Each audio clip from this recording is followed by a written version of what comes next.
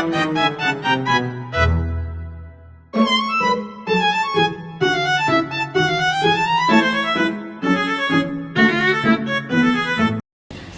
semuanya, selamat datang di podcast kami. Nah, sebelumnya kita akan ngobrol-ngobrol santai nih, ngobrol enjoy, tapi tetap penting tetap berbobot mengenai hukum internasional. Dan di sini saya bersama dua host keren yang akan berbagi pandangan dan juga insight menarik untuk membahas topik kita hari ini. Nah, sebelumnya perkenalkan, nama saya Hasnana Mamulan. Nama aku Zaskaranya Putri. Dan nama aku Eugenia Sherlana Mary. Oke, boleh kita mulai ya kali ini guys. Tadi masuk topik ya. Boleh, langsung aja. Nah, kita langsung masuk. Aku mau nanya nih, by the way guys, kalian tuh melihat gak sih berita kalau misalkan ada negara-negara yang lagi ribut soal klaim wilayah atau batas wilayah laut? Kalau aku pribadi nih ya, melihatnya tuh kayak drama internasional banget kayaknya. Nah, izin ya. Kalau kalian tahu itu tuh literally topik yang akan kita bahas hari ini ya. Tapi sih tahu tuh dari itu juga materi yang dibahas gak sih di mata kuliah kita? Terus kita baru aja bahas mengenai kedaulatan teritorial sama kemampuan dalam hukum internasional. Nah, itu loh yang kita udah baca-baca. Benar guys. Jadi kalau ngomongin antara kedaulatan teritorial, ini tuh konsep yang super vital di dalam hukum internasional guys. Kalau kalian tahu, dampaknya gini. Kalau kedaulatan teritorial ini adalah kewenangan yang tinggi dalam suatu negara atas wilayahnya sendiri. Jadi negara itu punya hak penuh untuk mengatur semua yang ada di sananya, dimulai dari individunya, benda sampai peristiwa hukum yang ada di sana itu negara mempunyai hak penuh. Nah, wilayah itu juga ya, itu nggak cuma tanah doang tahu. Jadi wilayah itu ada darat, laut, udara, bahkan sampai luar angkasa pun juga dibahas tahu di hukum internasional. Wah, ternyata jangkauannya nggak sesempit itu, tapi malah luas banget ya. Nah, untuk wilayah darat sendiri, itu ternyata ada beberapa cara negara bisa dapetin atau nambah atau klaim wilayahnya nih. Yang pertama itu ada namanya okupasi. Jadi, okupasi itu adalah perolahan wilayah atas tanah yang disebut terra nullius. Nah, terra nullius itu apa sih? Jadi, terra nullius itu tanah yang belum pernah sama sekali berada di bawah kedaulatan negara manapun. Nah, biar klaimnya ini juga sah secara hukum internasional, ada dua hal juga yang harus dipenuhi. Yang pertama itu adanya penemuan atau discovery, dan yang kedua adanya kehendak negara untuk menjadikannya itu bagian dari wilayah mereka. Tapi kehendak itu juga harus diwujudkan oleh tindakan nyata. Ini yang disebut prinsip efektivitas. Nah, benar banget yang bilang ini. Dan yang paling penting ini, tindakan itu tuh juga harus dilakukan atas nama negara, bukan atas nama individu nih guys. Jadi kalau misalnya ada seseorang yang menemukan pulau kecil di suatu wilayah di laut itu, dia tuh nggak bisa sembarang bilang kalau ini tuh pulau milikku. Jadi kalau di sini itu tidak berlaku sama sekali dalam hukum internasionalnya. Nah iya bener banget, mau sepengen apapun seorang individu pengen ngeklaim pulau atau wilayah itu nggak bisa, karena itu nggak sah guys. Nah terus juga selain okupasi ada cara lain namanya kayak aneksasi. Nah tapi ini tuh ternyata setahu aku itu tuh udah dilarang keras dalam hukum internasional modern. Bener nggak sih? Tepat banget. Karena aneksasi itu tuh merupakan penggabungan wilayah negara lain dengan kekerasan atau paksaan. Nah dulu tuh sering banget terjadi sebelum ada aturan hukum internasional yang kuat. Nah tapi sekarang pada tahun 1982, maaf guys, 1928.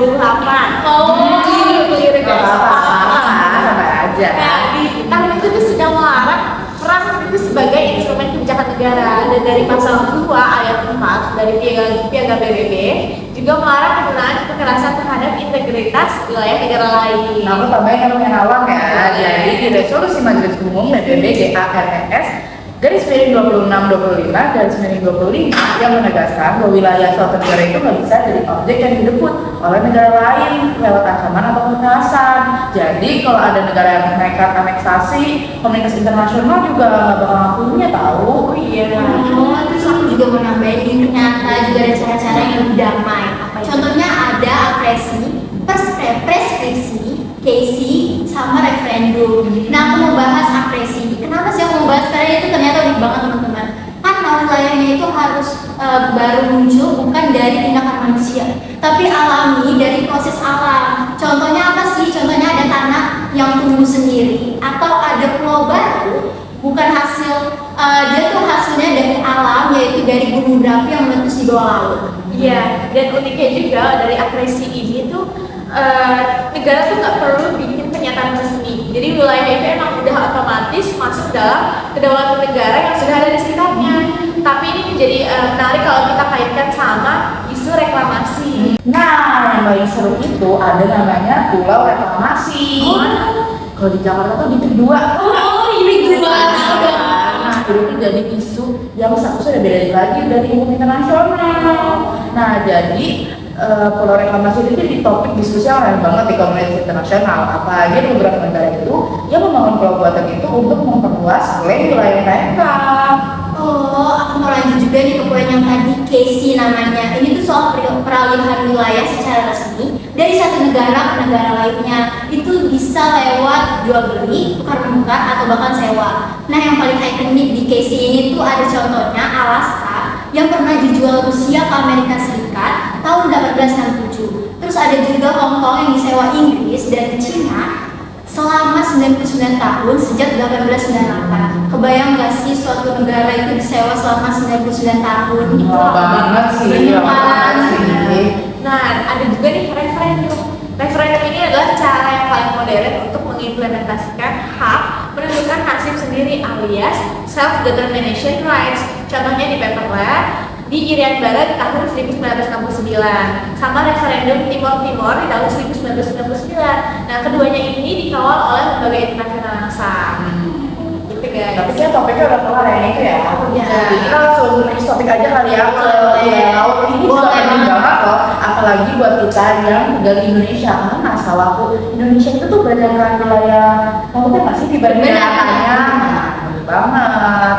Nah, jadi aturan soal wilayah laut ini tuh diatur dalam United Nations Convention on the Law of the Sea. Nah, di sana itu diatur berbagai zona laut, mulai dari perairan pedalaman, perairan kepulauan, laut teritorial 12 mil laut, zona tambahan 24 mil, Z 200 mil, dan landasan kontinen sampai laut bebas, guys. Nah, ternyata tiap zona itu juga punya aturan hukum yang berbeda-beda loh. Kayak contoh di laut teritorial misalnya, negara itu punya kedaulatan penuh, tapi kapal asing tetap punya hak lintas damai, yaitu hak untuk melintas tanpa berhenti dan tanpa mengganggu keamanan negara pantai. Nah, kalau misalnya ZEE itu adalah zona ekonomi eksklusif. Kalian tahu nggak? Tahu.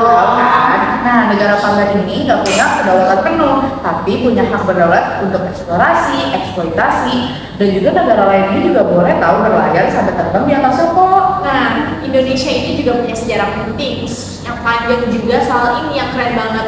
Di Deklarasi Juanda tahun 1957 menjadi tonggak penting perjuangan Indonesia sebagai negara kepulauan nih guys. Nah, waktu itu Indonesia menutup pulau-pulaunya dengan garis pangkal lurus, tapi sempat ditolak di Konferensi Umum Laut pada tahun 1960 dan baru di UNCLOS tahun 1982 konsep negara kepulauan ini akhirnya secara resmi. Wah, kebayang gak sih betapa panjangnya perjuangan itu? Dan itu juga sebagai bukti nyata bahwa hukum internasional itu bersifat dinamis guys, terus berkembang mengikuti kebutuhan dan realita dunia. Nah, tapi kalau soal wilayah udara, berdasarkan konferensi Chicago 1944, kedaulatan negara ini di ruang udara itu bersifatnya complete and eksklusif tahu. Wow. Jadi artinya nggak ada pesawat asing yang boleh terbang di wilayah yang udah nggak ada izinnya. Jadi negara tuh harus izin kalau mau terbang ke wilayah seseorang. Tapi ada juga namanya freedoms of the air yang bisa ditukar antar negara lewat perjanjian bilateral, perjanjian negara. Oh iya. Nah, untuk ruang angkasa sendiri itu diatur dalam Outer Space Treaty di tahun 1967 nih. Nah, di sana tuh ruang angkasa tuh ditetapkan sebagai province of all mankind, bukan milik siapapun artinya guys. Ada prinsip non-appropriation yang melarang klaim kedaulatan atas ruang angkasa, prinsip kebebasan eksplorasi, pembatasan aktivitas militer, dan prinsip kerjasama internasional. Enak banget ya. Jadi basically itu luar angkasa itu tuh warisan bersama seluruh umat manusia ya. Iya. Bukan individu atau negara. Jadi nggak ada satu negara pun yang boleh mengklaim bulan atau planet sebagai ini loh wilayah gue. Main blowing banget kan? Iya, pasti lah. Tapi next topik aja kali lagi ya. Boleh. Karena kita topiknya banyak banget hari ini. Banyak. Ini insightful banget loh. Jadi kita mau masuk ke topik tentang pengakuan dalam hukum internasional. Kalau kamu tahu nggak sekarang itu apa? Nah, coba ya, dari aku dulu ya. Coba dulu ya. Jadi di pengakuan ini tuh menjadi relevan banget ketika ada negara baru yang lahir. Entah karena proses dekolonisasi, negara lama pecah menjadi beberapa bagian, atau ada revolusi yang menggulingkan pemerintah lama. Nah, pertanyaan di sini tuh kayak gimana sih sikap negara-negara lain terhadap entitas baru, guys? Kalian tahu? Ini itu sebenarnya penting banget teman-teman, karena suatu negara baru itu nggak bisa menjalin hubungan internasional kalau belum sepenuhnya secara resmi diakui oleh negara lain. Tapi yang unik, pengakuan ini lebih banyak didorong oleh kepentingan dan pertimbangan politik daripada murni pertimbangan hukum. Nah, benar banget tuh kata Eugene, permasalahan itu sampai sekarang belum bisa dikodifikasi. Jadi prinsip-prinsip yang jelas dan tidak konsisten. Praktik negara soal pengakuan itu juga nggak tetap, inkonsisten dan dia sistematik tahu. Jadi literally setiap negara itu bisa beda-beda aja sikapnya. Benar. Jadi tuh ada dua teori besar soal pengakuan. Yang pertama ini adalah teori deklaratoria. Teori ini tuh bilang kalau misalnya suatu masyarakat sudah memenuhi semua unsur negara, maka mereka itu udah otomatis menjadi negara yang harus dan diperlakukan sebagai negara. Dan pengakuan dari negara lain yang bersifat pernyataan bahwa negara baru itu tuh memang sudah ada, bukan yang menciptakannya, guys. Nah, selain teori itu, ternyata ada teori konstitutif. Tapi ini tuh berpandangan sebaliknya. Walaupun semua unsur negara sudah terpenuhi, suatu masyarakat belum bisa diakui sebagai negara dan komunitas internasional kalau belum ada pernyataan atau pengakuan dari negara-negara yang sudah ada. Baru setelah diakui, mereka bisa menikmati hak-hak sebagai negara. Nah, aku mau bayangin dengan Eugene ya, pengakuan itu juga beda-beda tahu. Biasanya ekspres, langsung lewat pernyataan formal, juga bisa imply secara diam-diam, misalnya dengan membuka hubungan diplomatik tanpa adanya eksplisit. Terus juga ada pengakuan terhadap pemerintah baru kalau kalian baru tahu. tahu. Nah, yang biasanya ini ada isu ketika adanya pergantian kekuasaan secara inkonstitusional. Misalnya kudeta nih guys. Jadi kalau pergantiannya ini terjadi secara konstitusional dan normal, nggak perlu ada pengakuan khusus kok kalau kalian tahu. Nah, untuk kasus inkonstitusional ini biasanya tuh pengakuan awalnya bersifat de facto dulu. Artinya negara lain tuh mengakui bahwa pemerintahan baru itu memang nyata ada dan menguasai wilayah, tapi belum memberikan pengakuan penuh secara hukum. Baru kalau pemerintahan baru itu terbukti stabil, dapat dukungan rakyat dan mampu memenuhi kewajiban internasional, baru deh naik ke pengakuan de jure. Nah, soal doktrin ini juga ada yang menarik nih.